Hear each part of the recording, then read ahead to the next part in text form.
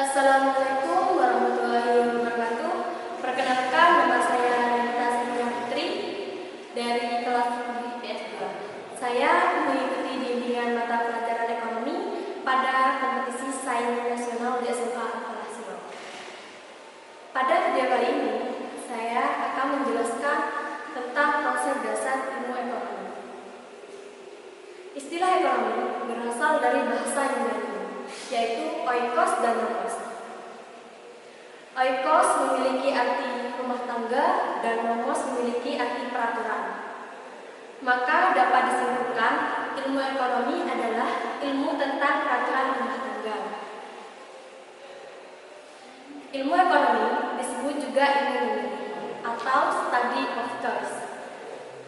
Manusia merupakan makhluk yang membutuhkan bahkan menginginkan banyak hal dalam kehidupannya. Namun, manusia merupakan makhluk yang serba terbatas, yang membutuhkan pertimbangan-pertimbangan matang dalam menentukan pilihan prioritas. Ilmu ekonomi merupakan ilmu yang mempelajari bagaimana individu ataupun masyarakat menentukan pilihan yang terbaik di tengah keterbatasan sumber daya yang dimiliki guna mencapai kualitas hidup yang lebih baik serta mencapai kemakmuran. Assalamualaikum warahmatullahi wabarakatuh. Perkenalkan, nama saya Novia Kamalin Putria dari kelas 11 IPS 3. Saya mengikuti bimbingan mata pelajaran ekonomi pada kompetisi sains nasional di SMK Al-Falah. Pada video kali ini, saya akan menjelaskan tentang kegiatan ekonomi dengan subbab produksi. Produksi adalah upaya untuk menciptakan atau menambah guna suatu barang atau jasa untuk memenuhi kebutuhan hidup manusia. Perolehan laba merupakan faktor yang menjadi tujuan utama dari dilaksanakannya produksi. Nah, di sini faktor-faktor produksi dibagi menjadi 4 macam.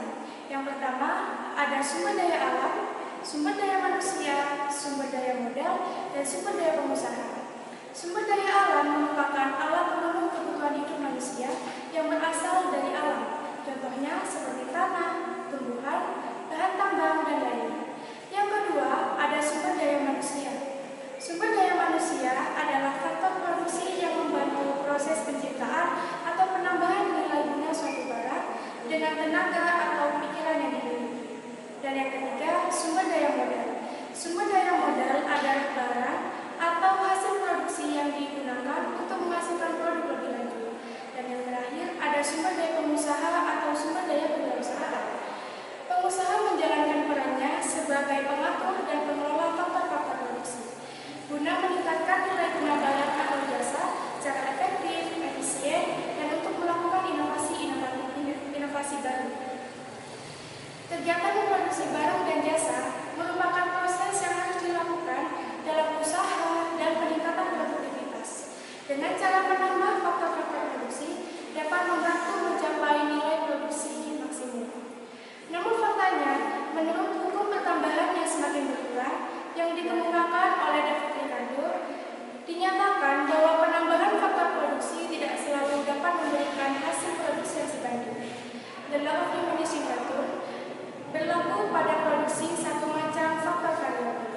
Bunyi the law of diminishing return adalah dengan suatu teknik tertentu, maka pada titik tertentu penambahan faktor produksi tidak lagi memberikan penambahan hasil produksi yang sebanding. Yang artinya, penambahan faktor produksi yang dilakukan secara terus-menerus oleh kita justru dapat